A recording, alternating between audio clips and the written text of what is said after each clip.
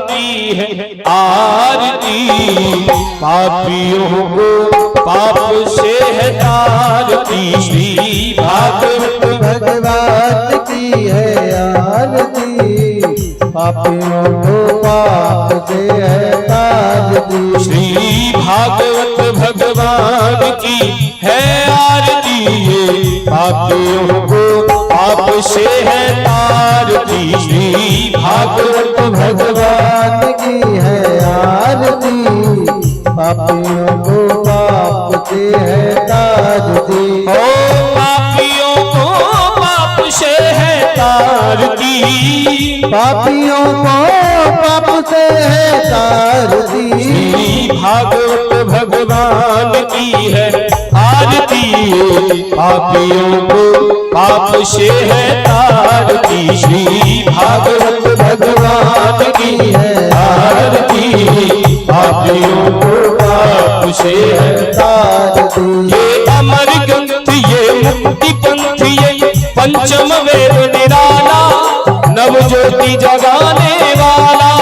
ये अमर ग्रंथ ये मुक्ति पंथ ये पंचम वेद निराला, नव ज्योति जगाने वाला। ये अमर ग्रंथ ये मुक्ति पंथ ये पंचम वेद निराला, नव ज्योति जगाने वाला। ये अमर ग्रंथ ये मुक्ति पंथ ये पंचम वेद निराला, नव ज्योति जगाने वाला। हरि नाम यही हरि धाम यही, हर नाम यही हर नाम यही। जग के मंगल की आरती, पापियों को पाप से है तारती। श्री भागवत भगवान की है आरती, पापियों को पाप से है तारती। ये शांति गीत पावन पुनीत, पापों को मिटाने वाला, हरि दर्श कराने वाला। ये शांति गीत पावन पुनीत, पापों को मिटाने वाला, हर दर्द कराने वाला। ये सुख करणी ये दुख हरणी, ये दुख करणी ये दुख हरणी। ये सुख करणी ये दुख हरणी, ये दुख करणी ये दुख हरणी। श्रीमद्सूदन की आरती, पापियों को पाप से है तारती। श्री भागवत भगवान की है आरती, पापियों को पाप से है तारती। ये मधुर बोल जगबंध खोल, सतमार्ग बताने वाला, बिगड़ी को बनाने वाला। ये मधुर बोल जगबंदी को सद्मार्ग बताने वाला, बिगड़ी को बनाने वाला। ये मधुर बोल जगबंध खोल, सतमार्ग बताने वाला, बिगड़ी को बनाने वाला। ये मधुर बोल जगबंदी को सद्मार्ग बताने वाला, बिगड़ी को बनाने वाला। श्री राम यही घनश्याम यही, राम यही घनश्याम यही, घनश्याम यही मेरे राम यही। राम यही मेरे राम यही। प्रभु महिमा की है आरती, पापियों को पाप से है तारती। श्री भागवत भगवान की है आरती, पापियों को पाप से है तारती। श्री भागवत भगवान की है आरती, पापियों को पाप से है तारती। श्री भागवत भगवान की है आरती, पापियों को पाप से है तारती। हे कर्पूर करुणावतार संसार सार भुज विग्रहार सदा वसंतम आरविंदे भवं भवानी सहितं नमामि। त्वमेव माता च पिता त्वमेव बन्धुः च सखा त्वमेव वेदान्तरं तमेव सर्वं मम देव देव। त्वमेव सर्वं मम देव देव, त्वमेव सर्वं मम देव देव। हरे कृष्णा कृष्ण कृष्ण हरे हरे, हरे राम राम राम हरे हरे, कृष्ण कृष्ण हरे हरे, राम राम हरे हरे। जरूर सीधे गणम मंत्र पुष्पांजलि हरि ओम महा ओम ह्रीं गुरुमय देवस्तान धर्माण धर्मान्नासन्नादेहना महिमानः सचंद्र यद्रपूर्वे शाध्याः शक्तिदेवाः हरि ओम एकदन्ताय विद्महे वक्रतुण्डाय धीमहि तन्नो श्रीदन्ते प्रचोदयात् हरि ओम नन्दनन्दनाय विद्महे यशोदानन्दनाय धीमहि तन्नः श्रीकृष्णः प्रचोदयात् श्रीवन्दिकामकुलचम्पकपाटलब्धे पुनः गदातिकरवीरसाल पुष्पै बिल्वप्रपाल तुलसीदलमञ्जदीव सम्पूजयामि जगदीश्वर मे प्रसीद नाना सुगन्ध पुष्पाणि यथा कालो भवानि च पुष्पाञ्जलिर्मया दत्त गृहाण परमेश्वरः शांगाय सपरिवाराय मंत्र पुष्पाञ्जलिः समर्पयामि। बोले भागवत महापुराण की जय, भागवत महापुराण की जय, यज्ञ नारायण भगवान की जय, यज्ञ नारायण भगवान की जय, श्री वृंदावन हरिलाल की जय, परम पूज्य श्री देवी महाराज की जय, परम पूज्य श्री देवी महाराज की जय, जय जय श्री राधे श्याम। अब सभी जन नीचे अपना सभी जन बैठ जाएंगे और आज की कथा में आप हम सभी प्रवेश करेंगे। उससे पूर्व पूज्य महाराज श्री की वाणी आप हम सभी श्रवण करें। बाकी सभी यथा स्थान पाकर बैठेंगे। पूज्य महाराज श्री नारायण। जय श्री कृष्ण।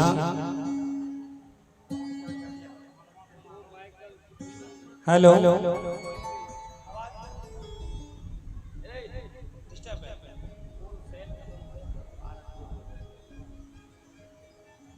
बहुत सुंदर भगवान के अपार आशीर्वाद के साथ आज महायज्ञ की पूर्णाहुति बड़ी प्रसन्नता उत्साह के साथ किया गया और आज कथा का विश्राम दिवस है, आज अंतिम दिवस है। सभी लोग इस पावन से अवसर पे आएंगे।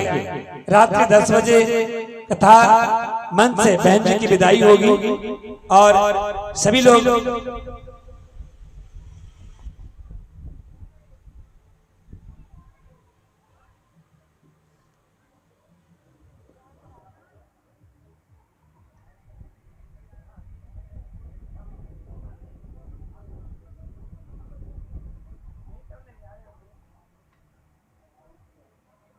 चलिए। बहुत सुंदर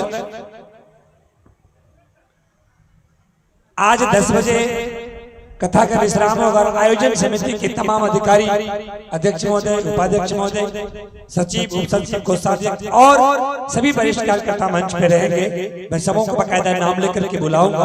बहन जी की विदाई समारोह में, समापन समारोह में भी कथा के विश्राम दिवस के समारोह में रहेंगे। साथ ही साथ उसके बाद वृंदावन से पधारे राज मंडलियों का आज का उनका भी कार्यक्रम विश्राम होगा। इस पावन से अवसर पे सभी अधिकारी कमेटी के लोग रहेंगे, जिनका मैं बुलाऊंगा। सब लोग रहिएगा। धन्यवाद। ओम। और अब कथा प्रारंभ। मैं भी रहूंगा, मैं भी कथा सुनूंगा। आज भागम भाग जीवन चल रहा है, लेकिन आज रहेंगे, पूरी कथा सुनेंगे। धन्यवाद। श्री राधे राधे जय राधे श्री राधे जय श्री राम श्री राधे राधे जय राधे जय श्री राम श्री राधे जय जय श्री राधे जय श्री राम जय राधे। बढ़ाइए भैया इसको। श्री राधे राधे जय राधे जय श्री राम जय जय श्री राधे जय राधे जय श्री राम श्री राधे जय राधे जय जय श्री राधे। बोलिए बांके बिहारी लाल की जय हो। राधा रानी सरकार की जय हो। श्री हनुमान जी महाराज की जय हो। श्री राधे।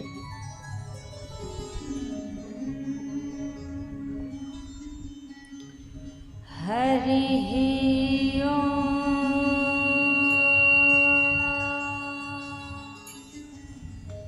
नमो भगवते वासुदेवाय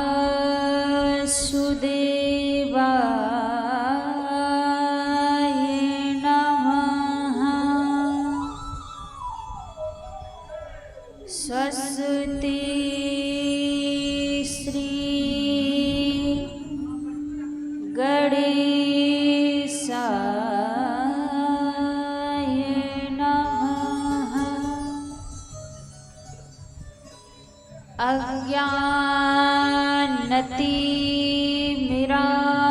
अज्ञानतिमिरान्धस्य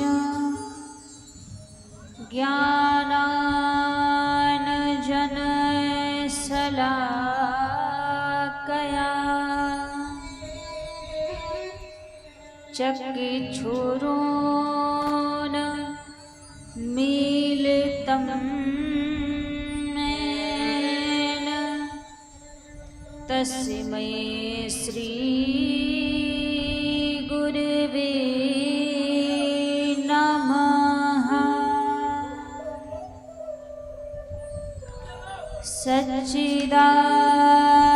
सच्चिदानन्दाय वयं नुमः।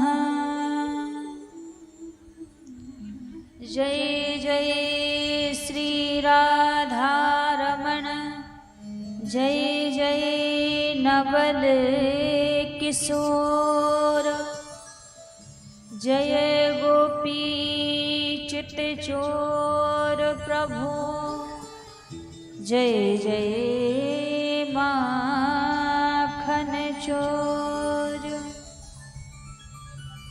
आइए हनुमान जी विराजिए, कथा कहूँ मति अनुसार। प्रेम सहित आसन लाग्यो, विराजिए पवन कुमार। हरे कृष्ण कृष्ण कृष्ण हरे हरे, हरे कृष्ण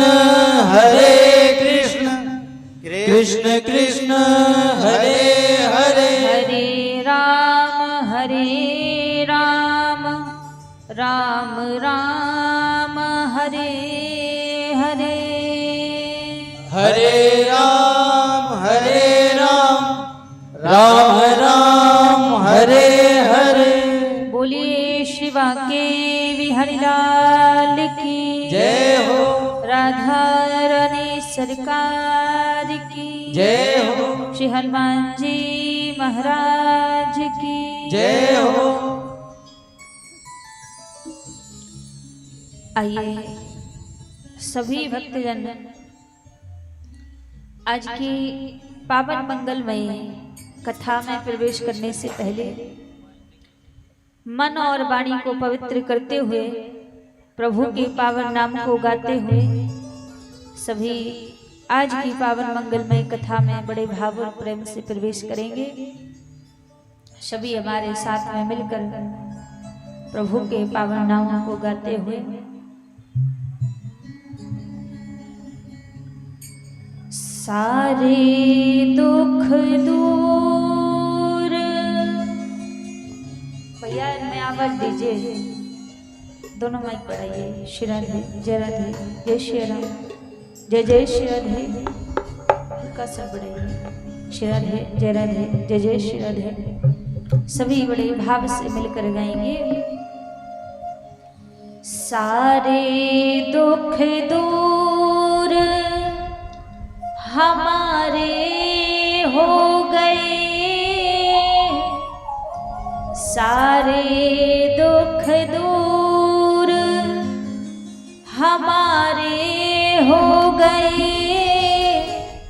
जब से मुरली वाले हम तुम्हारे हो गए, जब से मुरली वाले हम तुम्हारे हो गए, जब से मुरली वाले हम तुम्हारे हो गए।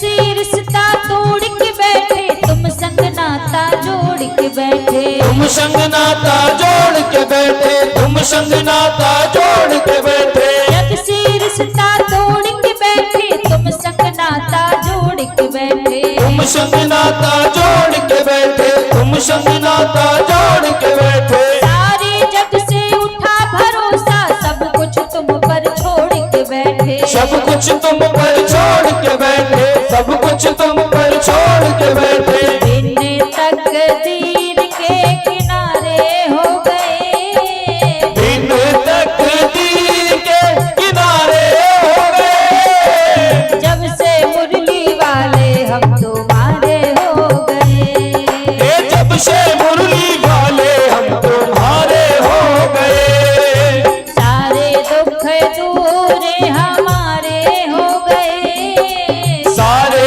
दुख दूर हमारे हो गए जब से मुरली वाले हम तुम्हारे हो गए जब से मुरली वाले हम तुम्हारे हो गए की बिहारी लाल की जय हो ताली सेवा करते हुए सभी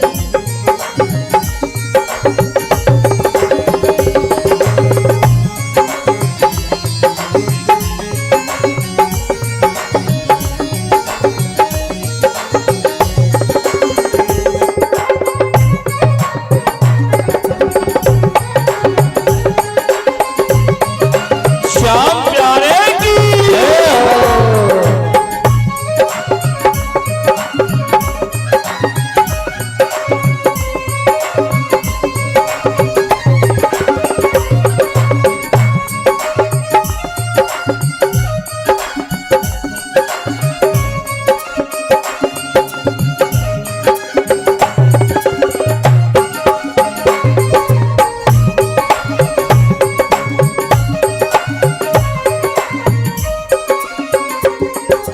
हमने ये एहसास किया है साथ भगत के रहता है तू साथ भगत के रहता है तू साथ भगत के रहता है तू हमने ये एहसास किया है साथ भगत के रहता है तू साथ भगत के रहता है तू साथ भगत के रहता है तू अभी न छोड़े उसे अकेला हाथ पकड़ के रहता है तू हाथ पकड़ के रहता है तू हाथ पकड़ के रहता है तू मेरे जीने के तुम सहारे हो गए मेरे जीने के तुम सहारे हो गए जब से मुरली वाले हम तुम्हारे हो गए जब से मुरली वाले हम तुम्हारे हो गए सारे दुख दूर हमारे हो गए सारे दुख दूर हमारे हो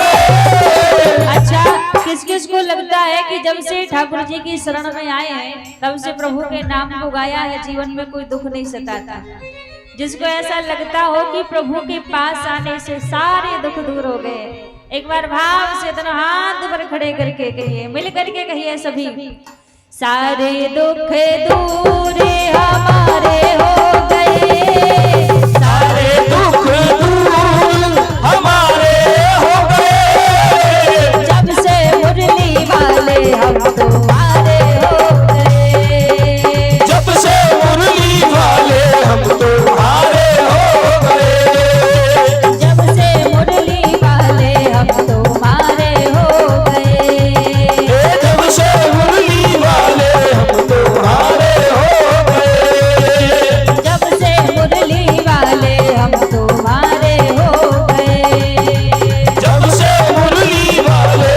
हम तुम्हारे हो गए जब से मुरली वाले हम तुम्हारे हो गए जब से मुरली वाले हम तुम्हारे हो गए सारे दुख दूर हमारे हो गए जब से मुरली वाले हम तुम्हारे हो गए जब से मुरली वाले हम तुम्हारे हो गए।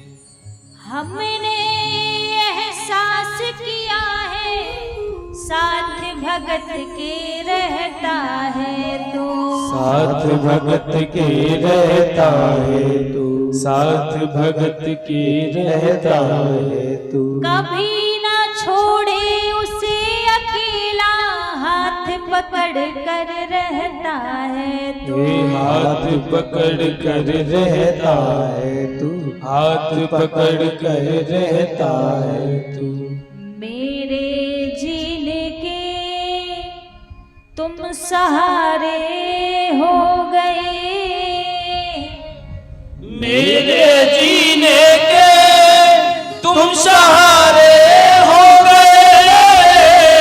जब से मुरली वाले हम तुम्हारे हो गए, जब से मुरली वाले हम तुम्हारे हो गए, जब से मुरली वाले हम तुम्हारे हो गए।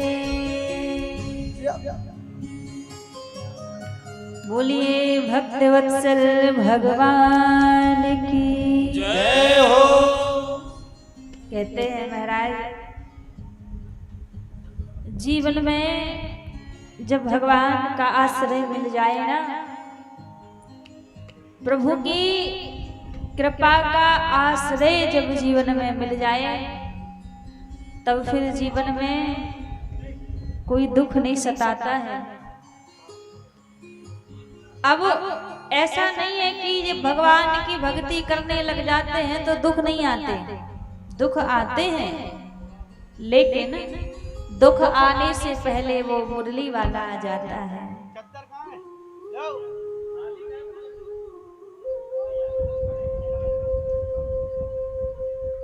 एक बार सभी प्रेम से कहिए राधे राधे राधे राधे राधे राधे राधे राधे।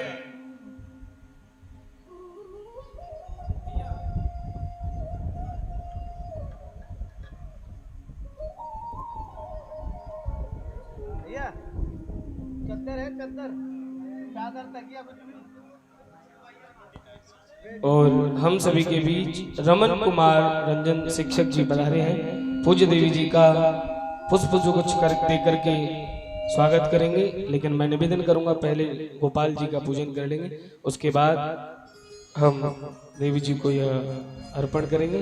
पहले ठाकुर जी का तिलक करेंगे। हल हल हल हल।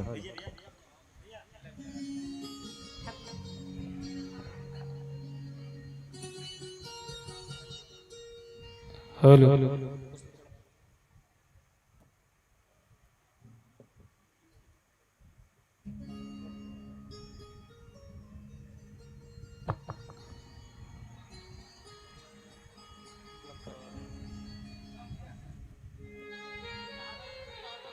सभी हाँ अर्पण करेंगे। जोरदार तालियां बजाएं। बोली श्री सत्यनारायण भगवान की, भक्तवत्सल भगवान की। और हमारे इस यज्ञ के यज्ञ अध्यक्ष जी भी पूज्य देवी जी को अपने भावानुसार पुष्प गुच्छ देकर के स्वागत कर रहे हैं।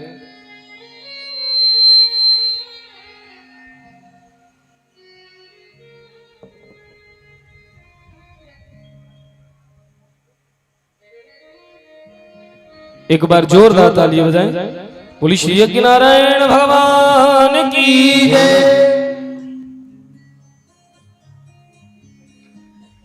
बोलिए बांके बिहारी लाल की।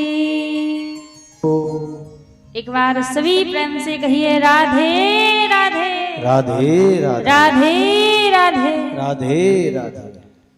आइए सर्वप्रथम मेरे परम आराध्य अकारण करुणा वरुणालय अनंत कोटि कल्पितरू पीतांबरधारी श्री राधा रमण लाल जी के पावन चरणों में प्रणाम करते हुए अनंत बलवंत संत श्री हनुमंत लाल जी महाराज के पावन चरणों में प्रणाम करते हुए सभी संत समाज, विप्र समाज, विद्युत समाज, कथा में उपस्थित सभी भक्तजनों के हृदय में विराजित मेरे लोक लोचन सावरे सरकार के श्री चरणों में व्यासपीठ की ओर से वंदन प्रणाम करते हुए आज विश्राम दिवस की मंगलमय बेला में हम आप सभी प्रवेश करेंगे।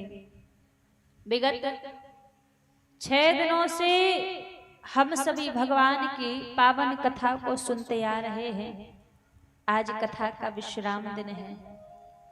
परम पूज्य आचार्य श्री जयदेव जी महाराज के पावन सानिध्य में 7 दिनों से दिव्य श्रीमद् भागवत कथा और इतना विशाल यज्ञ का आप सभी दर्शन कर रहे हैं। कहते हैं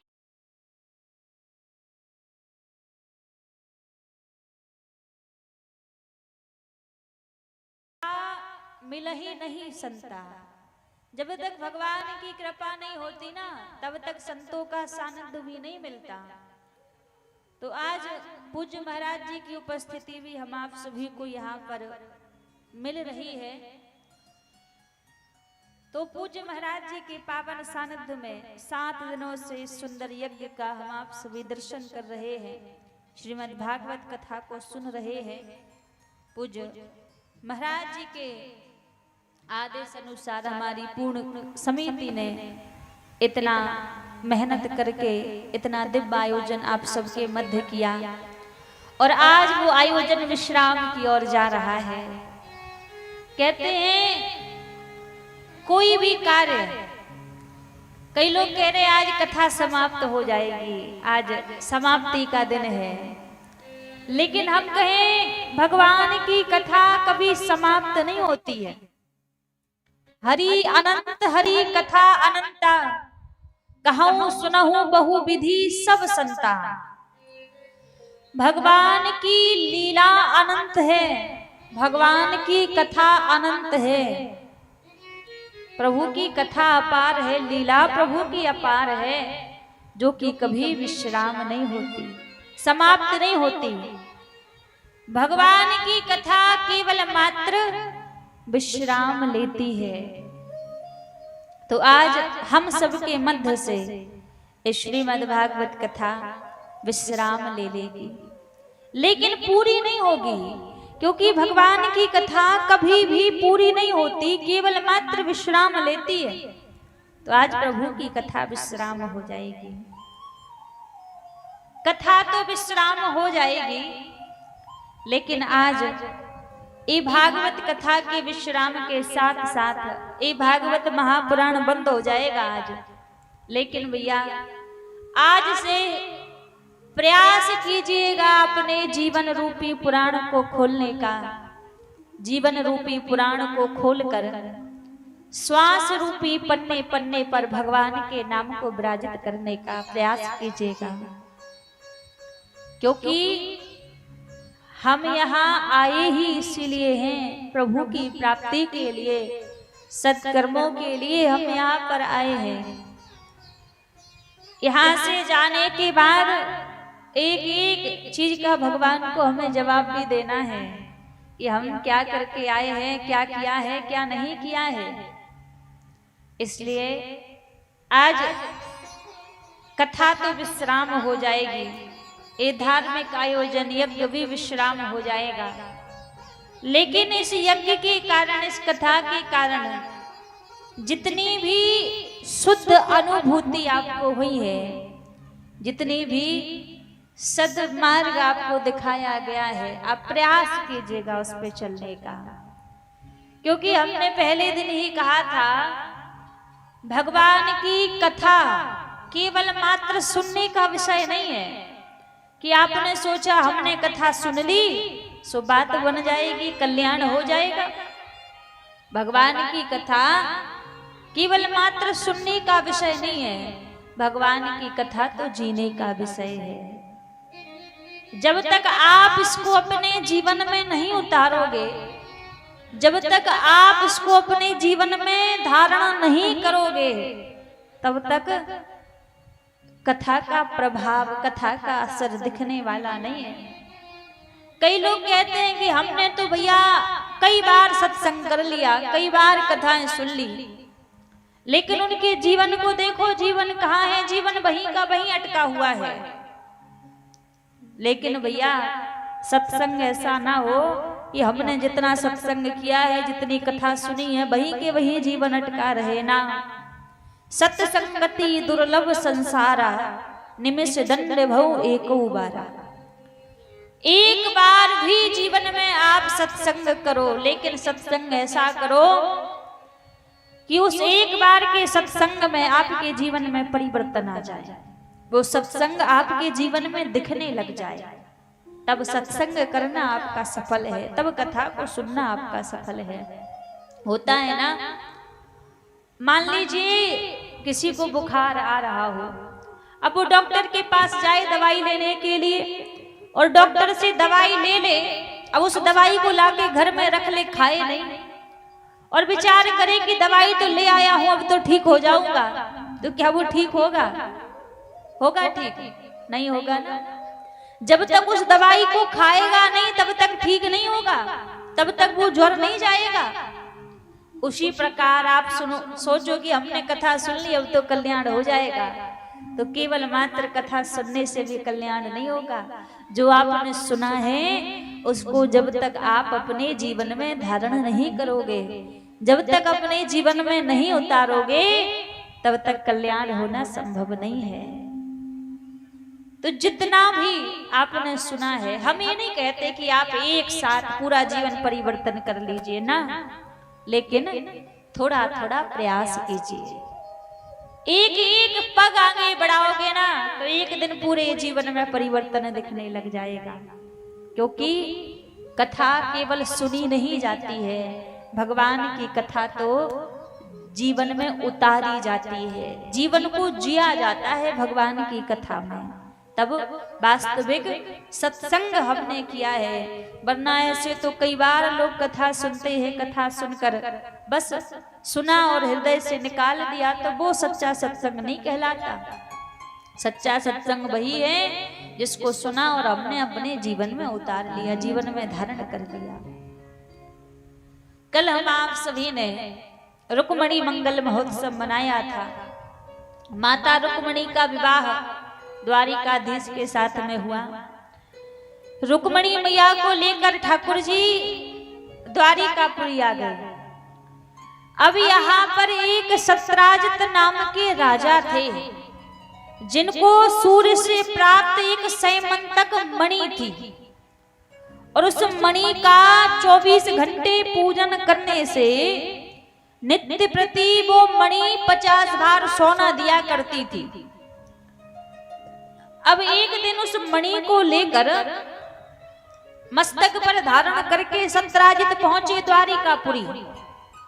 जब द्वारिकापुरी पहुंचे तो भगवान कहने लगे, राजन आपके परिवार में तो कोई इतने ज्यादा सदस्य भी नहीं है, आप इतने सोने का क्या करोगे, आप ये मणि मुझे दे दो। जैसे मणि मांगी, सत्राजित ने मना कर दिया कि तपस्या मैंने की, मणि मुझे प्राप्त हुई है, आपको क्यों दे दूं, मना कर दिया। जब मणि देने से मना कर दिया और वहां से आ गए। अब दूसरे दिन सत्राजित के छोटे भाई प्रसेन उस मणि को अपने मस्तक पर धारण करके वन में भ्रमण करने के लिए गए, और सत्राजित को पता चला कि किसी ने प्रसेन को मार दिया है और मार कर वो मणि छीन ली। अब जैसे पता लगा, सोचा ना विचारा, सीधा द्वारिकाधीश के ऊपर कलंक लगा दिया कि द्वारिकाधीश ने मुझसे मणि मांगी थी और मैंने मणि देने से मना कर दिया, तो द्वारिकाधीश ने ही मेरे भाई को मारकर मणि छीन ली। कलंक लगा दिया भगवान के ऊपर। जब भगवान के ऊपर कलंक लगाया, प्रभु को ये बात पता लगी। आज भगवान उसी वन में गए जहां प्रसेन गए थे। देखा कि प्रसेन मरे पड़े हैं लेकिन मणि नहीं है।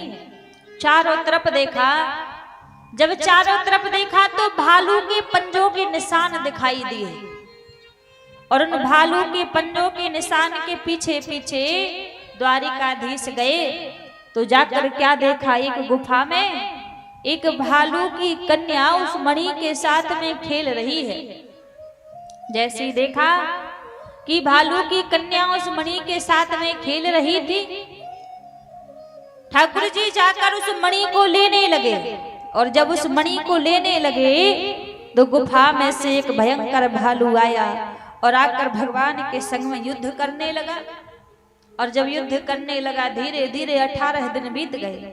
जब 18 दिन बीत गए, वो भालू परास्त हो गया। तब जाकर भगवान के चरणों में बैठ गया और बोला, प्रभु मैं समझ चुका हूं आप कौन हैं, आप राघवेंद्र सरकार हैं। ये जो भालू था ये कोई और नहीं, ये जामवंत जी थे। जब भगवान ने राम अवतार धारण किया था तो एक बार जामवंत जी भगवान के पास गए और जाकर बोले, प्रभु मेरे मन में युद्ध करने की इच्छा है, क्यों ना 2-2 हाथ हो जाएं। क्योंकि जामवंत जी बड़ी बलशाली थे। राम जी बोले, देखो मेरा मर्यादा पुरुषोत्तम अवतार है और मैं बिना कारण के आपके संग में युद्ध नहीं कर सकता। यदि बिना कारण के मैं आपसे युद्ध करूंगा तो दुनिया के लोग क्या कहेंगे कि द्वारिकाधीश कैसे थे, मर्यादा पुरुषोत्तम भगवान श्री राम कैसे थे कि बिना कारण जानवरों से भी युद्ध करने लग जाते। इसलिए मैं आपसे युद्ध तो नहीं कर सकता, लेकिन मैं आपकी इच्छा को अवश्य पूरा करूंगा। जब मैं द्वापर युग में लीला पुरुषोत्तम अवतार धारण करके आऊंगा तब आपकी इच्छा को मैं पूरा करूंगा। तो आज जामवंत जी के युद्ध करने की इच्छा को भगवान ने पूरा किया और 18 दिन तक जामवंत जी के संग में युद्ध किया। जामवंत जी बोले, प्रभु यहाँ पर कैसे आना हुआ। भगवान बोले, जिस मणि के साथ आपकी कन्या खेल रही है ना, इस मणि के कारण मेरे ऊपर कलंक लगा है, मैं इस मणि को लेने आया हूं। जामवंत जी भगवान से कहने लगे, प्रभु अपने दोनों हाथ सन्मुख कीजिए।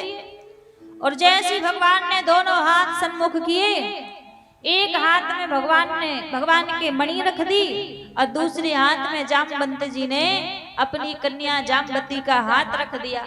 बोले, प्रभु आप मेरी कन्या जामवती को भी स्वीकार कीजिए। भगवान ने जामवती जी को स्वीकार किया और जामवती जी को लेकर द्वारिकापुरी आ गए। तो भगवान का यहाँ पर दूसरा विवाह जामवती जी के संग में हुआ।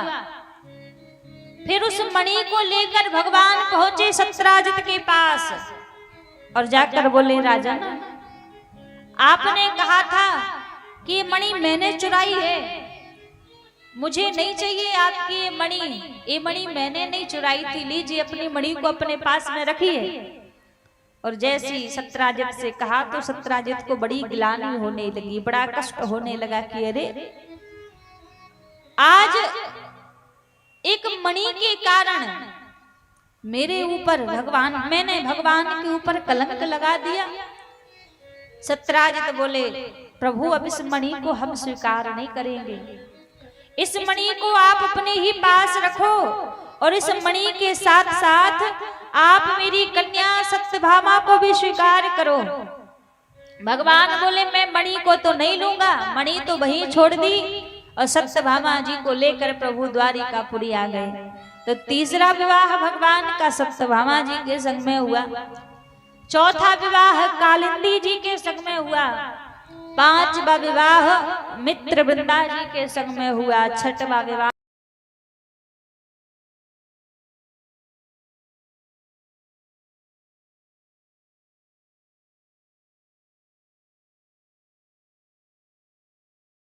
ऐसे एक एक करके भगवान के 8 विवाह हुए। अब यहाँ पर एक भूमि से उत्पन्न एक राजा था जिसका नाम था भौमासुर। जब भौमासुर का जन्म हुआ था तो भूमि ने वरदान मांगा था, भगवान से वरदान मांगा कि हे नाथ, जब तक मैं ना कहूं तब तक आप मेरे पुत्र को मारना मत। भगवान ने कहा ठीक है। अब यहाँ पर भौमासुर का अत्याचार बढ़ रहा है, जिस किसी भी कन्या का विवाह होता, ये भौमासुर वहां जाता और जाकर उस कन्या का हरण कर लेता। अब ये बात जब भगवान को पता लगी तो आज प्रभु पहुंच गए भौमासुर के पास। सत्यभामा जी को लेकर गए हैं भगवान। सत्यभामा जी को लेकर क्यों गए? क्योंकि जो सत्यभामा जी हैं वो भूमि का अवतार हैं। सत्यभामा जी भूमि का, पृथ्वी का अवतार हैं। आज भगवान जैसे भौमासुर के पास में गए, युद्ध करने लगे भौमासुर से। अब बार बार भौमासुर को मारने का प्रयास करते हैं और बार बार भौमासुर बच जाता है। अब सत्यभामा जी खड़े खड़े दृश्य देख रही थी, और जैसे खड़े खड़े दृश्य देख रही थी, देखते देखते सत्यभामा जी बोली, प्रभु आप इसके ऊपर दया क्यों दिखा रहे हैं? मार दो इसको मार दो, इसको मत छोड़ो, मार दो। और जैसे कहा कि मार दो, उसी समय भगवान ने अपने सुदर्शन चक्र को प्रकट किया और आज भौमासुर का प्रभु ने वध कर दिया, मार दिया भौमासुर को। फिर जाकर भौमासुर के बंदी गृह को खोला, और जब भौमासुर के बंदी गृह को खोला तो आज भौमासुर ने बंदी गृह में 16,100 कन्याओं को बंदी बना रखा था। भगवान सभी कन्याओं से बोले कि आप अपने अपने घर जाइए, अब आपको किसी से डरने की आवश्यकता नहीं है। सारी कन्या एक स्वर में कहने लगी, प्रभु यदि हम अपने घर जाएंगी तो हमसे कोई अब विवाह नहीं करेगा, क्योंकि हम एक राक्षस के पास रही हैं। हमारे घर वाले हमें घर में नहीं रखेंगे। अब तो हमारे पास केवल मात्र एक ही मार्ग है कि हम प्राणांत कर लें। और जैसे कहा कि प्राणांत कर लें, भगवान बोले आपको कहीं जाने की आवश्यकता नहीं है, मैं आप सभी को स्वीकार करता हूं। कहते हैं ना, सबके जीवन में एक दिन तो ऐसा अवश्य आता है जब वो व्यक्ति चारों तरफ से परास्त हो जाता है, चारों तरफ से हार जाता है। तब केवल मात्र उस व्यक्ति को कहते हैं जीवन से प्यारी मृत्यु लगने लग जाती है। वो सोचता है कि अब तो मैं प्राणांत कर लूं, ऐसे जीवन से अच्छा है कि मैं आत्महत्या कर लूं। लेकिन भैया इस संसार में आत्महत्या करना सबसे बड़ा महापाप है। कभी जीवन में जब ऐसा समय आए जब लगे कि अब कोई हमारा नहीं है, तब बिना सोचे समझे भगवान के द्वार पर चले आना। क्योंकि दुनिया में जब सारे द्वार बंद हो जाते हैं ना, तब एक प्रभु का द्वार ऐसा होता है जो सबके लिए खुला रहता है। और देखा जाए तो भगवान की आदत ही यही है, प्रभु अपनाते ही उसको है जिसको दुनिया वाले ठुकरा देते हैं। जिसको दुनिया ठुकरा दे उसको प्रभु अपना बना लेते हैं, उसको अपना लेते हैं कि आज से भी मेरा है। जो दुनिया से अनाथ हो गया है, जिसका कोई नहीं है संसार में, जो दुनिया से अनाथ हो गया है उसी का तो वो जगन्नाथ हो गया है। जब तक दुनिया के बनकर रहोगे तब तक प्रभु कृपा नहीं करेंगे। भगवान का स्वभाव है, जिसके जीवन में ज्यादा भीड़ भाड़ दिखती है ना, प्रभु उसके जीवन में नहीं जाते हैं, उसको प्रभु अपनाते नहीं है। और जब प्रभु को लगने लग जाए ना अब इसका मेरे अलावा कोई नहीं है, फिर उसके ऊपर कृपा करने में प्रभु देरी नहीं करते। कभी भी जब ऐसा समय आपके जीवन में आए, आपको लगे कि अब इस संसार में कोई हमारा नहीं है, कोई हमारा साथ नहीं देगा, एक क्षण के लिए भी बिना सोचे समझे प्रभु के द्वार पर चले आना। अब प्रभु से कहना, हे नाथ, दुनिया से मैं हारा तो आया तेरे द्वार। प्रभु से कहना कि मैं इस दुनिया से हार चुका हूं, तब आपके पास में आया हूं।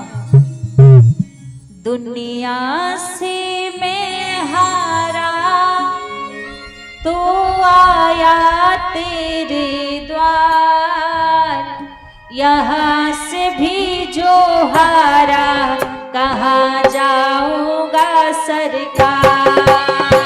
दुनिया से मैं हारा तो आया तेरे द्वार, दुनिया से मैं हारा तो आया तेरे द्वार। यहाँ से भी जो हारा कहाँ जाऊंगा सरकार। दुनिया से मैं हारा तो आया तेरे द्वार, दुनिया से मैं हारा तो आया तेरे द्वार। यहाँ पे भी जो हारा कहाँ जाऊंगा सरकार। यहाँ से भी जो हारा कहाँ जाऊंगा सरकार। भक्ति वत्सल भगवान की जय हो।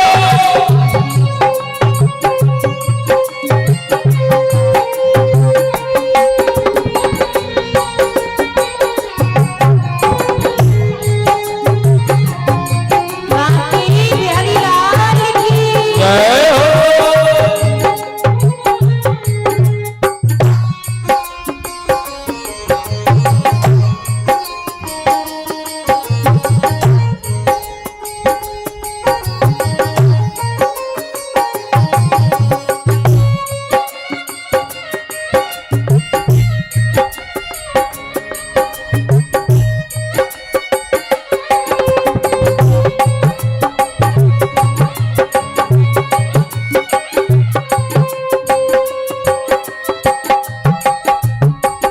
सुख में कभी ना तेरी यादें आई, दुख में कन्हैया तुमसे जीने लगाई।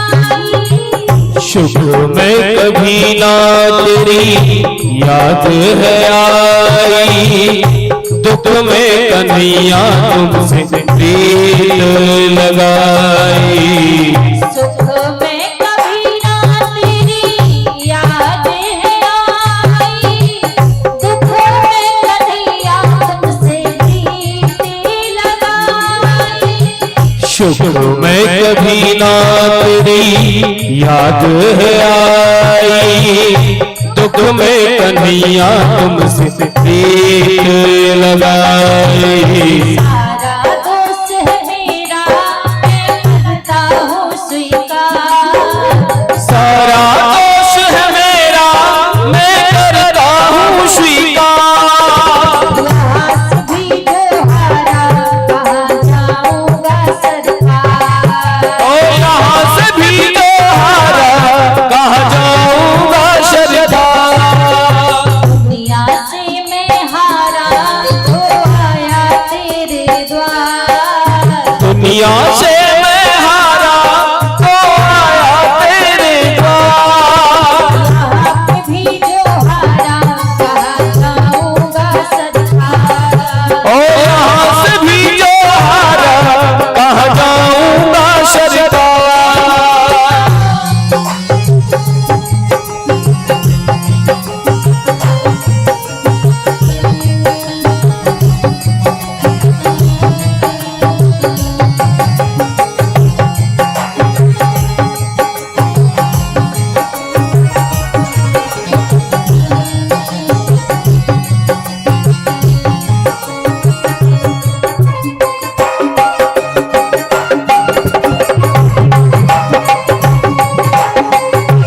भक्ति वत्सल भगवान की जय हो।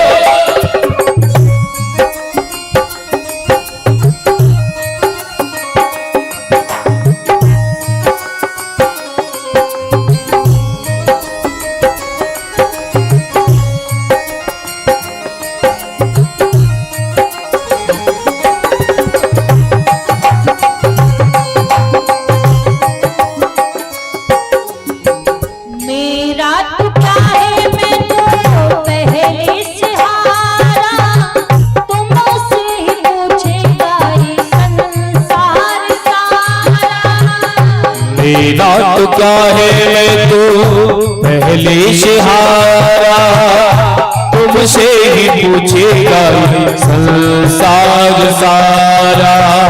कहता है ये नाथ, मैं तो इस दुनिया से हार कर आपके पास में आया हूँ। मेरा कुछ नहीं बिगड़ेगा क्योंकि मैं तो पहले से दुनिया से हारा हूँ। मुझे तो पहले ही दुनिया वालों ने छोड़ दिया है। मैं तो पहले से दुनिया से हारा हूँ, लेकिन मुझे कोई नहीं जानता इस दुनिया में। कितने लोग जानते हैं? 4 लोग 6 लोग, इससे ज्यादा कोई मुझे नहीं जानता, लेकिन आपको सब जानते हैं। यदि आपके रहते हुए मैं इस भवसागर में डूब गया ना, सब आपसे पूछेंगे कि बड़ा आपका नाम गाते फिरते थे, बड़े आपके सहारे रहते थे, क्यों नहीं बचाया आपने। इसमें लाज मेरी नहीं जाएगी, इसमें भी आपकी ही लाज जाएगी। आपसे सब पूछेंगे, मेरा कुछ नहीं जाएगा। एक हारे हुए का और ज्यादा से ज्यादा क्या बिगड़ेगा? मेरा तो क्या है, मैं तो पहले से हारा, तुम्हें से ही पूछेगा ये संसार सारा। मेरा तो क्या है, मैं तो पहले से हारा, तुमसे ही पूछेगा ये संसार सारा। क्यों नैया तेरे रहते बनहार, डूब गई क्यों नैया तेरे रहते बनहार। यहाँ पे भी जो हारा कहाँ जाऊंगा सदका। और यहाँ से भी जो हारा कहाँ जाऊंगा सदका।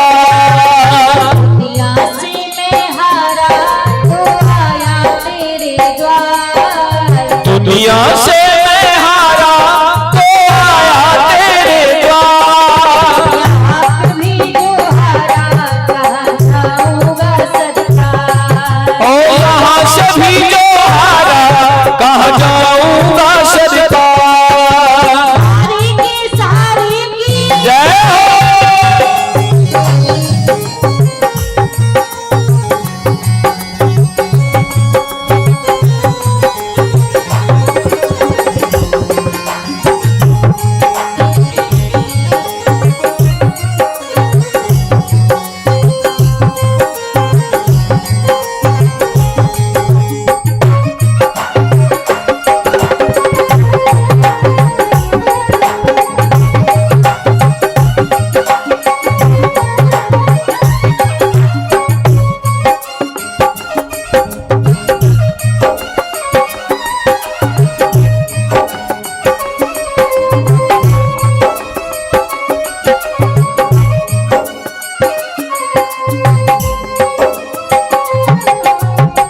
सब कुछ गवाया बस लाज बची है, तुमसे कन्हैया मेरी आस लगी है।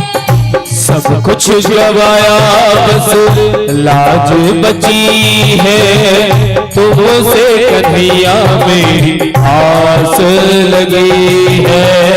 सब कुछ गवाया बस लाज बची है, तुमसे कन्हैया मेरी आस लगी है। सब कुछ गवाया बस लाज बची है, तुमसे कन्हैया मेरी आस लगी है। ना है तुम सुनते हो हम जैसों की पुकार, सुना है तुम सुनते हो हम जैसों की पुकार। यहाँ पे भी जो हारा कहाँ जाऊंगा सदका।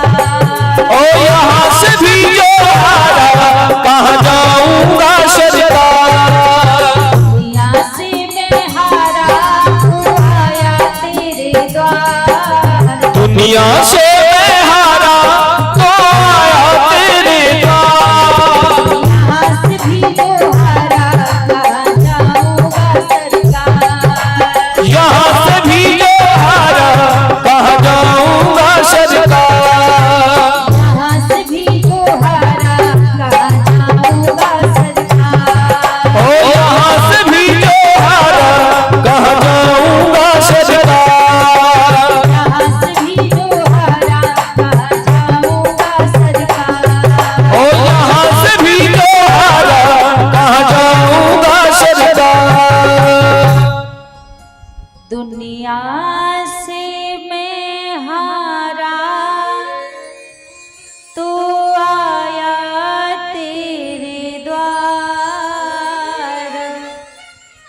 यहाँ से भी जो हारा कहाँ जाऊंगा सरकार।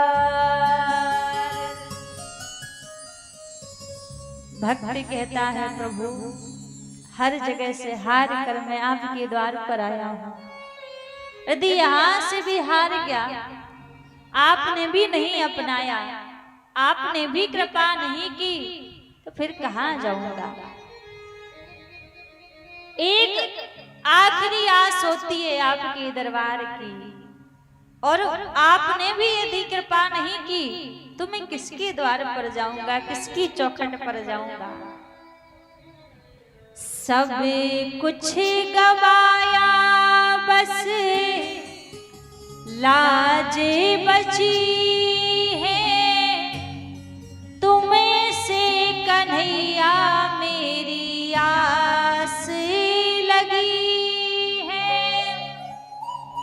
सुना है तुम सुनते हो हम जैसों की पुकार, यहाँ से भी जो हारा कहाँ जाऊंगा सरकार। जब व्यक्ति हर जगह से परास्त होकर भगवान की शरण लेता है, प्रभु के पास आता है ना, फिर भगवान उसको कहीं जाने नहीं देते। आज जब इन सभी कन्याओं ने कहा कि प्रभु हमारे पास केवल एक ही मार्ग है कि हम प्राणांत कर लें, हम आपकी शरण में हैं, आप बताइए हम क्या करें।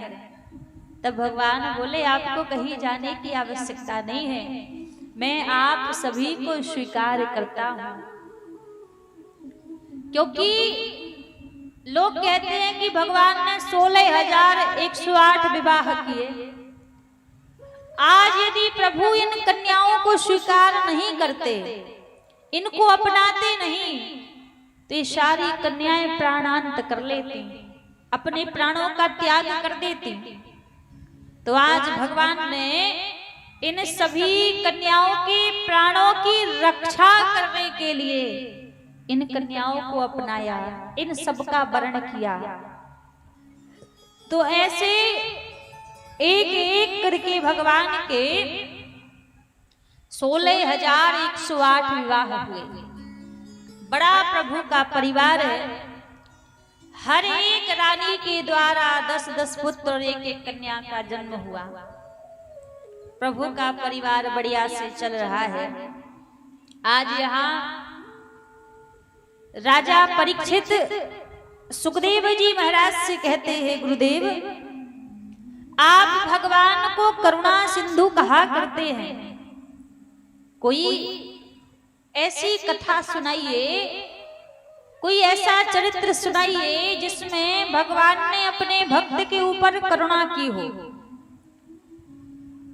सुखदेव जी महाराज कहते हैं, राजन भगवान के एक मित्र थे, कृष्णस्य सखा कश्यप ब्राह्मणो ब्रह्मवित्तमा। भगवान कृष्ण के एक मित्र थे जिनका नाम है श्री सुदामा जी महाराज। यहाँ सुदामा जी ने नहीं कहा कि मेरे मित्र कन्हैया हैं, यहाँ कन्हैया ने कहा है कि मेरे मित्र सुदामा हैं। सुदामा जी की पत्नी का नाम है सुशीला। घर में 4 छोटे छोटे बच्चे हैं। सुदामा जी के घर में गरीबी है, 4-4 दिन तक चूल्हा नहीं जलता, 4-4 दिन तक घर में भोजन नहीं बनता। लेकिन फिर भी भगवान से कभी कोई शिकायत नहीं करते। अच्छा देखो, गरीबी 2 प्रकार की होती है। एक होती है कर्म की गरीबी और दूसरी होती है त्याग की गरीबी। आज सुदामा जी के जीवन में जो गरीबी है वो त्याग की गरीबी है, कर्म की गरीबी नहीं है। क्योंकि कर्म तो सुदामा जी के ऐसे हैं कि निरंतर भगवान का नाम जप करते हैं। कर्म की गरीबी नहीं है, त्याग की गरीबी सुदामा जी के जीवन में है। सुदामा जी ने त्याग किया है। त्याग भी कैसा किया, जब सांदीपनि गुरुकुल में कृष्ण और सुदामा विद्या अध्ययन करने के लिए गए थे, तो वहीं पर भगवान की सुदामा जी से भेंट हुई थी। क्या हुआ,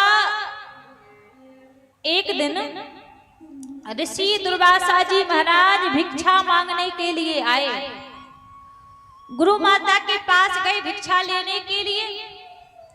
गुरु माता से कहा कि कुछ भिक्षा हो तो आप प्रदान कीजिए।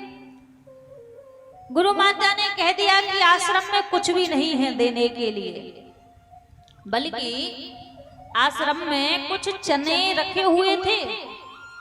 फिर भी झूठ बोल दिया कि कुछ भी नहीं है। जब झूठ बोल दिया कि कुछ भी नहीं है देने के लिए, तो महाराज आज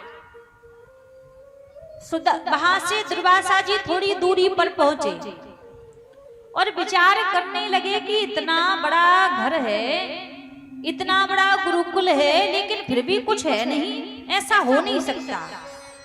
और जब ध्यान लगाकर देखा तो कुछ चने रखे हुए थे। क्रोध आ गया दुर्वासा जी को कि मुझसे झूठ बोल दिया। क्रोध में आकर श्राप दे दिया कि जो भी उन चनों को खाएगा वो 7 जन्म के लिए गरीब हो जाएगा, दरिद्र हो जाएगा। श्राप दे दिया।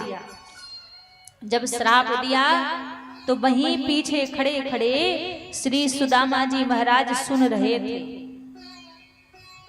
थोड़ी देर में जब कृष्ण और सुदामा जंगल में लकड़ी बीनने के लिए जाने लगे, तो गुरु माता ने वही चने दिए। कहा बेटा रास्ते में भूख लगे तो इन चनों को खा लेना। उन चनों को लेकर सुदामा जी ने अपने पास में रख लिया। आज जब विद्या अध्ययन करने के लिए गए और जब लकड़ी बीनने के लिए गए, तो आज सुदामा जी का मन लकड़ी बीनने में नहीं है। सुदामा जी का मन बार बार उन चनों के ऊपर जा रहा है कि कहीं कन्हैया इन चनों को ना मांग ले। और जैसी थोड़ी दूरी पर सुदामा जी पहुंचे, देखा कोई देख तो नहीं रहा। अवसर देखते सुदामा जी ने सारे चने अकेले नहीं खा लिए। थोड़ी देर में ठाकुर जी बोले, सुदामा भूख लगी है, गुरु माता ने जो चने दिए थे उसमें से कुछ चने मुझे भी दे दो। जैसे कहा तो सुदामा जी कहने लगे, कन्हैया क्षमा करना, बड़ी तेज की भूख लगी थी तो सारे चने मैंने अकेले नहीं खा लिए। जैसे कहा भगवान ध्यान लगा के देखे, बोले सुदामा मैं जानता हूं तुमने सारे चने अकेले ने क्यों खा लिए, इसीलिए तुमने सारे चने खाए हैं कि कहीं मुझे दुर्वासा जी का श्राप ना लग जाए। मुझे श्राप से बचाने के लिए, मुझे गरीबी से बचाने के लिए सारे चने तुमने अकेले ने खा लिए। मैं भी वरदान देता हूं, तुम 7 जन्म लेकर आओगे, मैं 7 जन्म ही तुम्हें दर्शन दूंगा। वरदान दिया भगवान ने। तो आज सुदामा जी के जीवन में जो गरीबी है, वो गरीबी त्याग की गरीबी है। सुदामा जी ने भगवान के लिए त्याग किया है। अच्छा, मित्रता भी हो तो कृष्ण और सुदामा के जैसी। आजकल लोग मित्रता तो करते हैं, लेकिन मित्रता का अर्थ भी नहीं जानते, मित्रता का भाव भी नहीं जानते कि मित्रता होती कैसी है। सच्चा मित्र है कौन? सच्चे मित्र की पहचान कैसे की जाए? कहा कुपंथ निवार सुपंथ चलावा, से हटाकर जो हमें सही मार्ग पर चला दे, वही जीवन में सच्चा मित्र कहलाता है। आजकल तो भैया मित्रता के नाम पर लोग दुश्मनी निकालते हैं और कहते हैं हम सच्चे मित्र हैं, हम सच्चे मित्र हैं। ऊपर से तो कहेंगे कि हम आपके मित्र हैं और हृदय में आपके प्रति ही कपट भर रखा है, वो मित्र नहीं कहलाता। जो आपके जीवन से आपकी गलत आदतों का त्याग करवा दे, वही जीवन में सच्चा मित्र कहलाता है। जो खुद बैठकर शराब पी रहा हो और आपको भी अपने साथ बिठाकर शराब पिला रहा हो, वो आपका मित्र नहीं हो सकता, वो आपका शत्रु है जो आपके जीवन में गलत आदतें डाल रहा है। वो आपका मित्र नहीं हो सकता। जो आपका हाथ पकड़कर आपको मंत्रालय ले जा रहा है, उससे बड़ा कोई शत्रु नहीं हो सकता आपका। और जो आपकी बाह पकड़कर आपको मंदिर ले जाता है ना, उससे बड़ा कोई आपका मित्र नहीं हो सकता।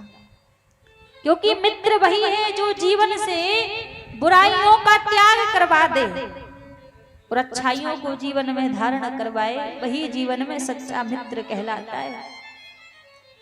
बाकी आजकल की मित्रता तो भैया नाम की ही मित्रता रह गई है। आजकल कोई सच्ची मित्रता थोड़ी ना निभाता है। लोग बस ऐसे ही कहते हैं हम आपके मित्र हैं, और हृदय में कोई छल कपट भर रखा होगा। आज की मित्रता जानते हैं कैसी है? आपके साथ में बैठ कर लोग रो करके आपका दुख पूछेंगे। आपको एक पल के लिए ऐसा लगेगा कि इनसे बड़ा तो मेरा दूसरा हितैषी कोई हो ही नहीं सकता, इनसे बड़ा तो मेरा दूसरा कोई अपना हो ही नहीं सकता। आपके पास बैठकर आपके दुख को रो करके पूछते हैं लोग, और फिर बाहर जाके चार लोगों के साथ में बैठकर हंस करके आपके दुख को सुनाते हैं। अरे वो फलाना फलाना व्यक्ति तो ऐसे ऐसे परेशान है। आजकल की ऐसी मित्रता रह गई है। यदि मित्र की परिभाषा दो शब्दों में कह दी जाए ना, तो सच्चा मित्र नीम की तरह होता है। कहते हैं नीम का काढ़ा पीने में तो बड़ा कड़वा होता है, लेकिन जीवन में एक बार, कहते हैं ज्यादा नहीं, नीम का काढ़ा आपने 1 महीने भी पान कर लिया, पी लिया, तन में कितनी सी कितनी बड़ी बीमारी क्यों ना हो, वो बीमारी दूर हो जाएगी। कितना भी बड़ा रोग क्यों ना हो, वो रोग सब दूर हो जाएगा। क्योंकि उसका स्वाद भली कड़वापन है, लेकिन असर उसका अमृतदायक ही है। उसी प्रकार मित्र होता है। जब आप कुछ गलत करते हैं ना, तो आपको वो रोकता है, तो आपको उस समय बड़ा बुरा लगता है कि अरे ये मुझे रोक रहा है, ये मुझे काम नहीं करने दे रहा। लेकिन जब उस कार्य का परिणाम सामने आता है, यदि आप उस काम को करते तो आपके साथ में कितना बुरा होता, तब उस मित्र की परिभाषा समझ आती है कि इसकी वाणी जरूर कड़वी लगती है, लेकिन हमारे बारे में कभी गलत विचार नहीं करता। सच्चा मित्र वही है। वरना आजकल की मित्रता तो नाम की ही रह गई है। तो मित्र हो तो कृष्ण और सुदामा के जैसे। आज सारे चने सुदामा जी ने खुद खा लिए, कहीं इस श्राप कन्हैया को ना लग जाए। तो श्राप के कारण सुदामा जी के जीवन में गरीबी है। 4 घरों में सुदामा भिक्षा मांगने के लिए जाते हैं, मिल जाए तो ले आते हैं, 5वें घर में नहीं जाते। आज सुदामा जी भिक्षा मांगने के लिए गए और एक घर में सुदामा जी को कुछ भिक्षा मिली, और उस भिक्षा को लेकर सुदामा जी अपने घर आ गए। घर आ रहे थे तो सुदामा जी का पैर फिसल गया, गिर गए। जब गिर गए तो कुछ तंतुल मिले थे भिक्षा में, वो सारे तंतुल मिट्टी में मिल गए। जब वो सारे तंतुल मिट्टी में मिल गए तो विचार करने लगे सुदामा जी कि अब इसका क्या करूं। फिर भी उसकी पोटली बना के रख ली, उसी की पोटली बना ली और अपने घर पहुंचे। बोले सुशीला, इसमें कुछ दान रखा हुआ है, जिसके 2 हिस्से कर लो, एक हमारे लिए हो जाएगा और दूसरा भगवान को भोग लगा दो।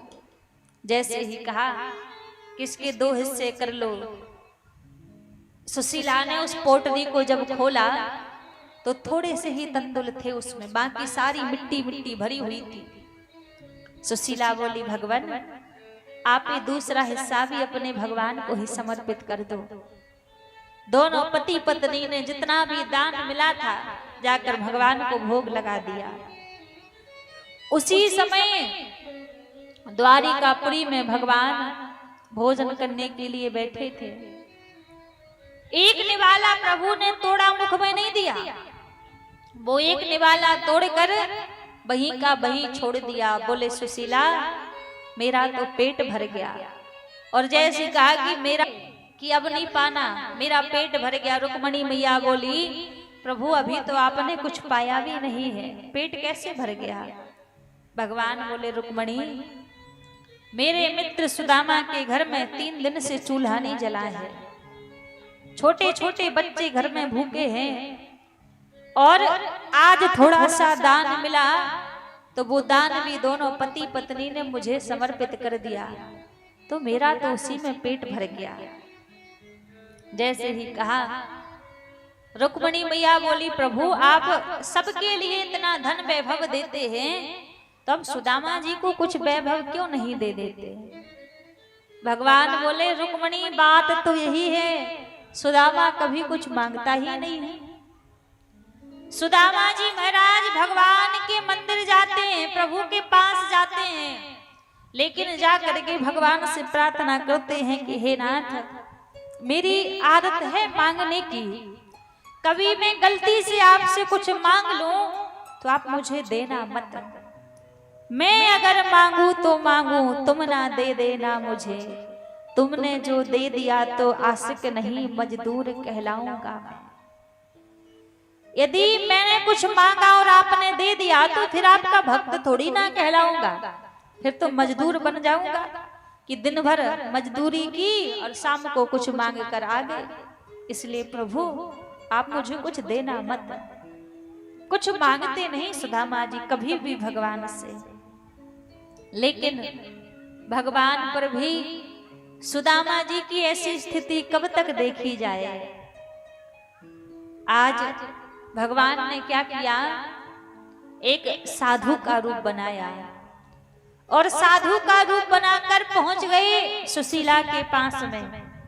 जाकर के आवाज लगाने लगे भिक्षाम देहि।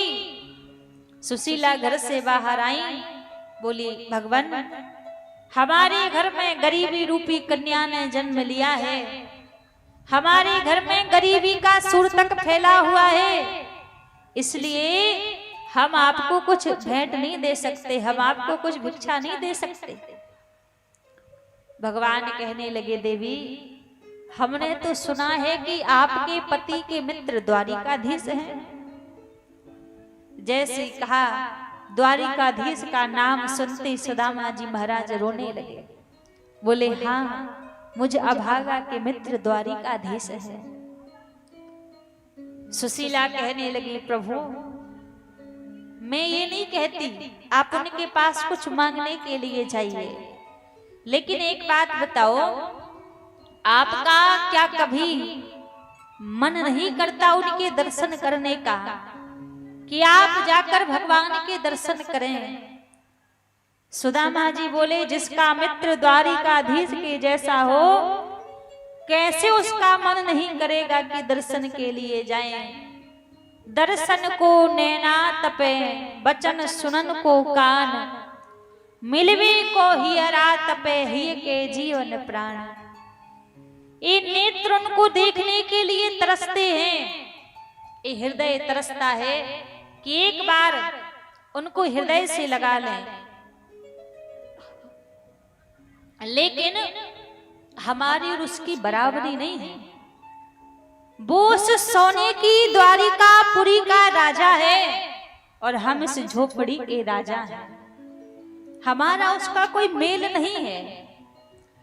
सुशीला बोली कि मैंने देखा तो नहीं है, लेकिन मैंने सुना जरूर है कि वो बड़ी ही करुणा करने वाले हैं।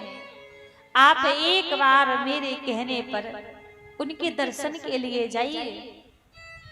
सुदामा जी बोले दर्शन करने के लिए चला तो जाऊं, पर मेरे पास तो कुछ भेंट भी नहीं है उनको देने के लिए।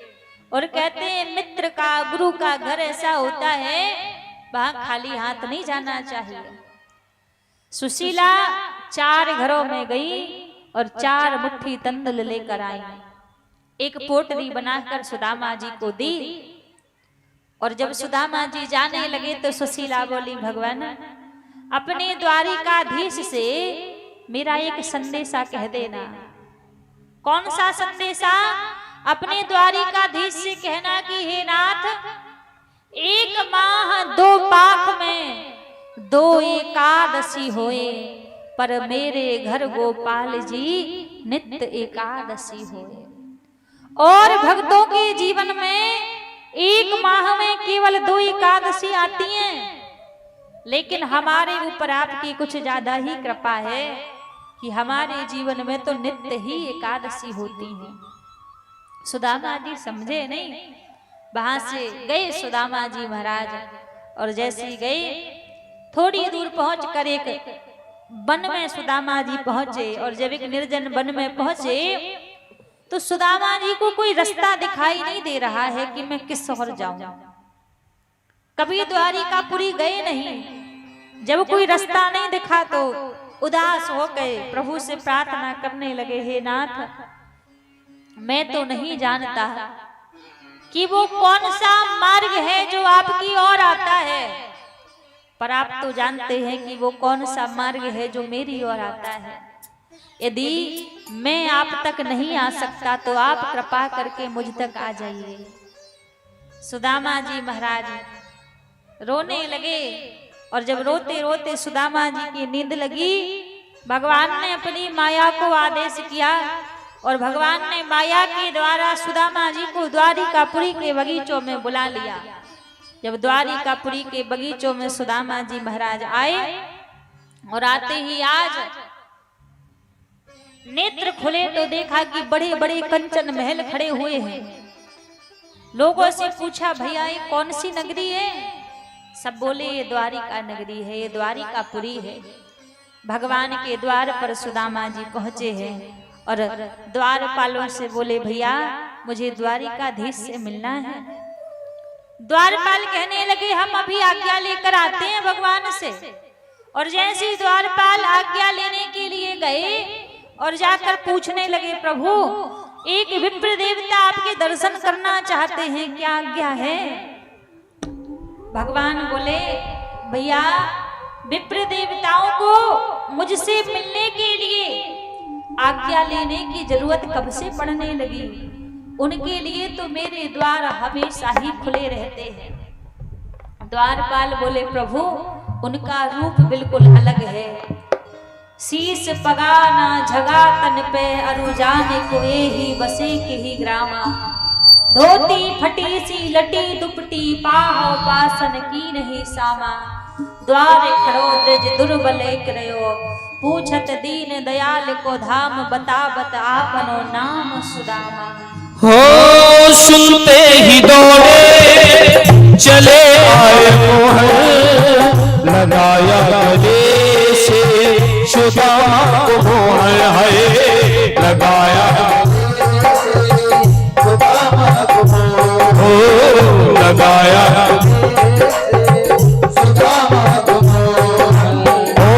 सुनते ही दौड़े चले आए मोहन, लगाया गले से सुदामा को मोहन। सुनते ही दौड़े चले आए मोहन, लगाया गले से सुदामा को मोहन, लगाया सुदामा को मोहन। हुआ रुक्मणी को बहुत ही अचंभा, हुआ रुक्मणी को बहुत ही अचंभा। ये मेहमान कैसा अजीब आया है, मेहमान कैसा अजीब आया। ओ अरे प्यार वालो कन्हैया से कह दो, अरे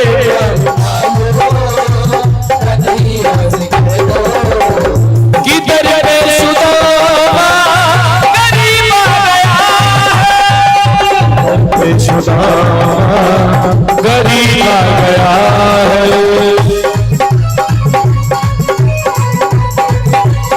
सुदामा जी महाराज की, भक्तवत्सल भगवान की।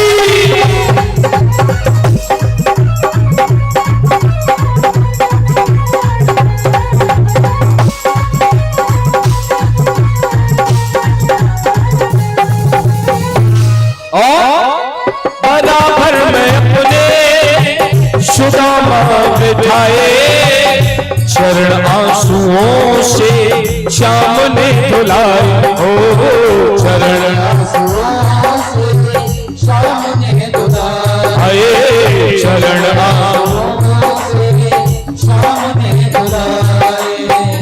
बराबर अपने सुदामा बैठाए, चरण आंसुओं से श्याम ने धुलाए। ओ बराबर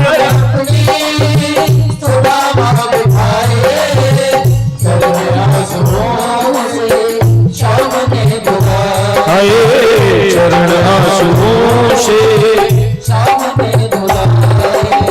न घबराओ प्यारे जरा तुम सुदामा, न घबराओ प्यारे जरा तुम सुदामा, खुशी का शमा तेरे करीब आ गया है।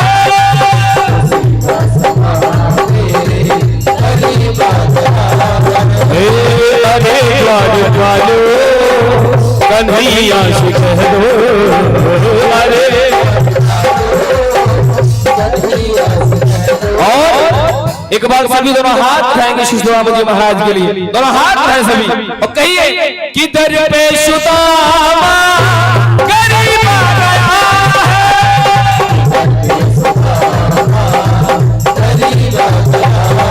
ओ अरे द्वार वालो कन्हैया से कह दो, अरे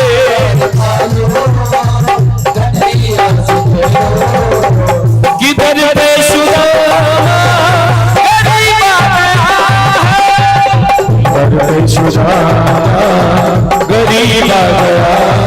ओ घर पे सुदामा गरीब आ गया।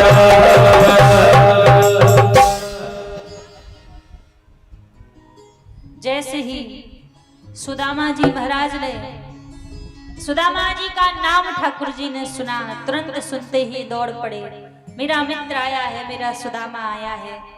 नाम सुनते ही ऐसे प्रभु दौड़े कि सुध बुध भूल गए, कहीं मुकुट गिरा है प्रभु का, कहीं पीताम्बरी गिरी है, आज सुध नहीं है, चले जा रहे हैं, मेरा मित्र आया है, मेरा सुदामा आया है। जाकर सुदामा जी को अंगों में भर लिया, हृदय से लगा लिया और सुदामा जी को हृदय से लगाकर आज अपनी महलों में लेकर आए, अपनी सिंहासन पर बिठाया। रुक्मणी जी से कहा कि देवी जल लेकर आओ, लेकिन रुक्मणी मैया जल लेकर नहीं आ पाई।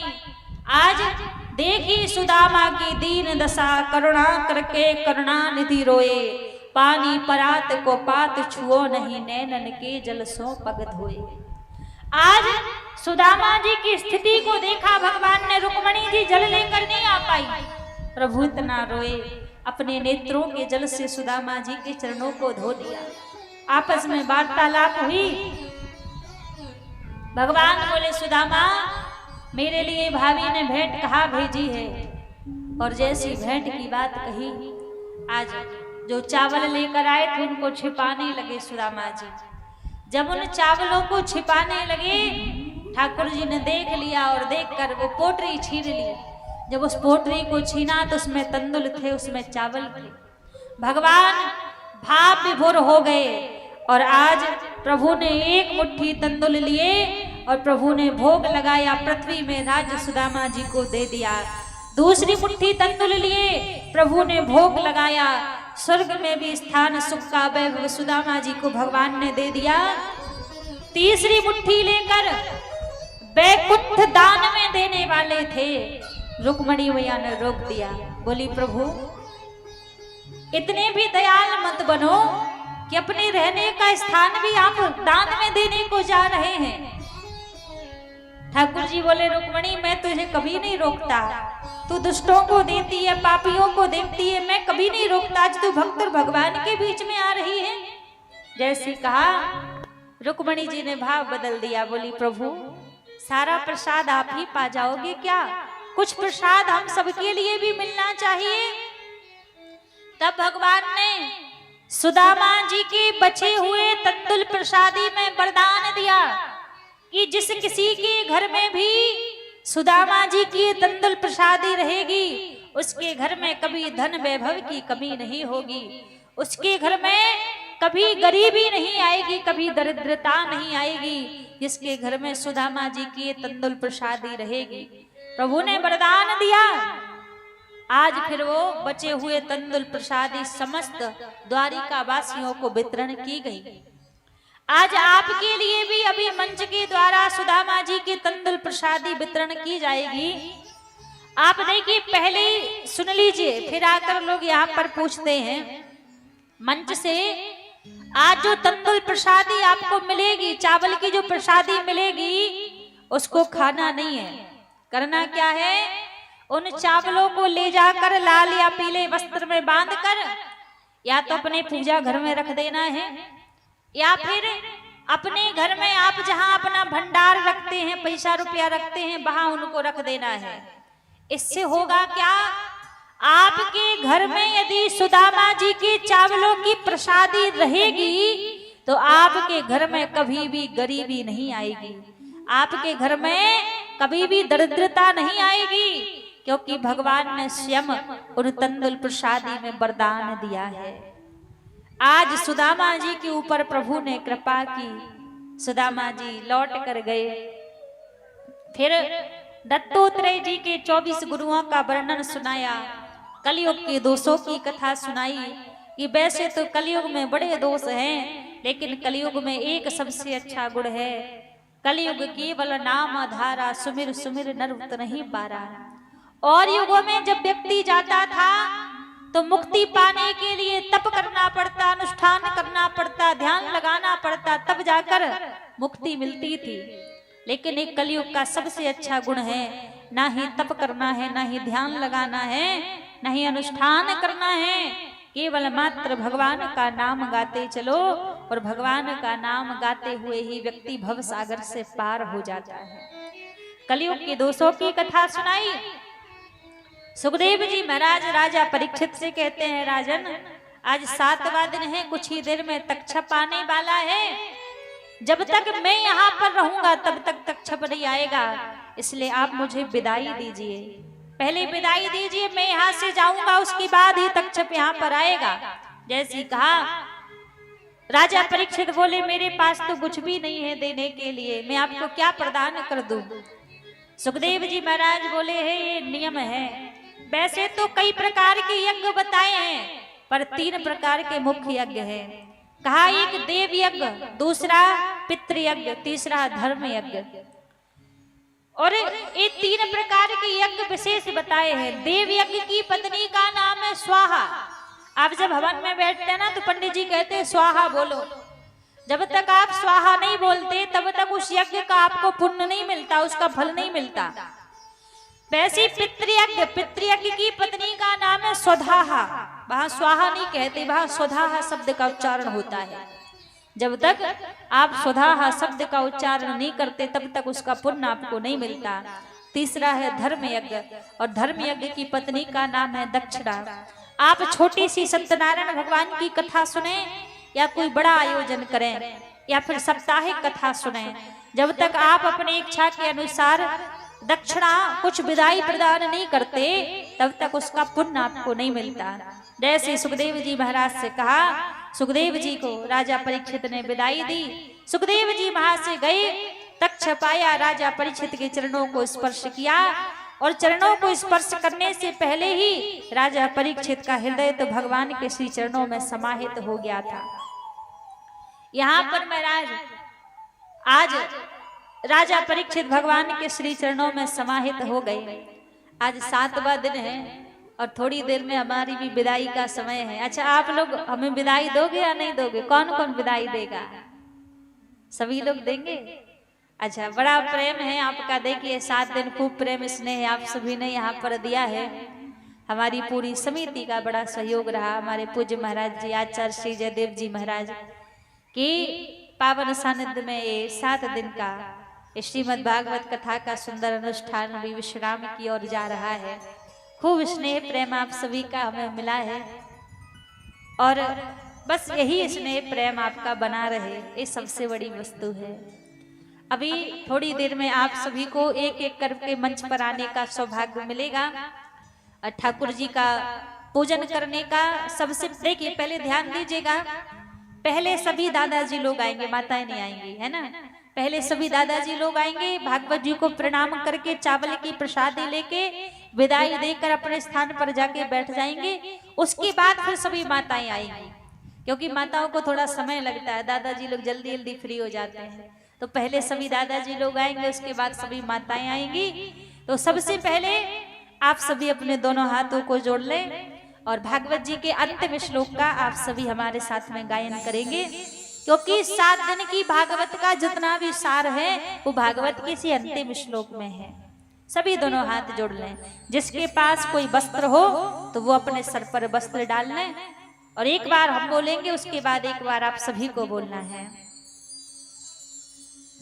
नाम संकीर्तनम यस्या, नाम संकीर्तनम यस्य सर्व पाप प्रणाशनम, सर्व पाप प्रणाशनम, प्रणामो दुख समनः, प्रणामो दुख शमनः, तम नमामि हरिं परम, तम नमामि हरिं परम।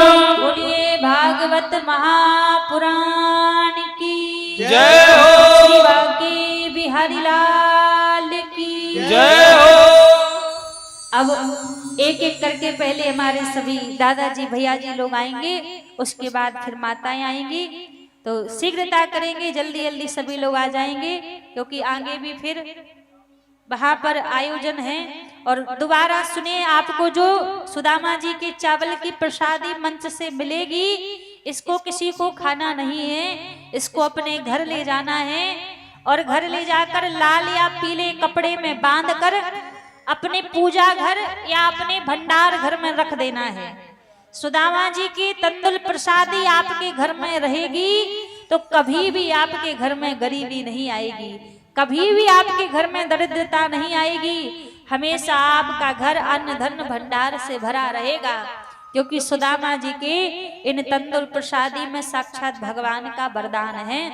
तो हम निवेदन करेंगे, एक एक करके पहले दादाजी लोग मंच पर आएंगे, उसके बाद में फिर एक एक करके सभी माताएं बहनें आएंगी।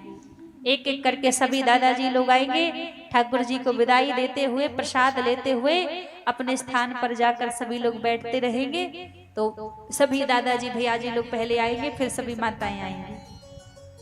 जरा अभी हमारी माताएं बैठी रहेंगी। जैसा कि पूज्य देवी जी ने कहा, जो यहाँ मंच से प्रसाद आप सभी को मिलेगा उसे आप सभी अपने घर जाकर के लाल वस्त्र या पीले वस्त्र में धारण करते हुए अपने मंदिर या भंडार गृह में जाकर के रखेंगे। तो एक एक करके हमारे सभी दादाजी लोग भगवान का प्रसाद लेते हुए और ठाकुर जी को जो मन भाव से आप विदाई करना चाहें, जो दक्षिणा अर्पण करना चाहें, वो करते हुए अपने अपने स्थान पर वापस बैठते चलेंगे। नारायण। हे राम का नाम लेकर जो मर जाएंगे और वो अमर नाम दुनिया में कर जाएंगे। हमारे दादाजी सर्वप्रथम भगवान का पूजन और विदाई कर रहे हैं, प्रसाद अर्पण कर रहे हैं। घनश्याम यादव जी भगवान के चरणों में 100 रुपए से भगवान के पूजन और विदाई अर्पण कर रहे हैं और आप सभी भी एक एक करके आते रहेंगे। अशोक यादव जी 100 रुपए। 100 रुपये।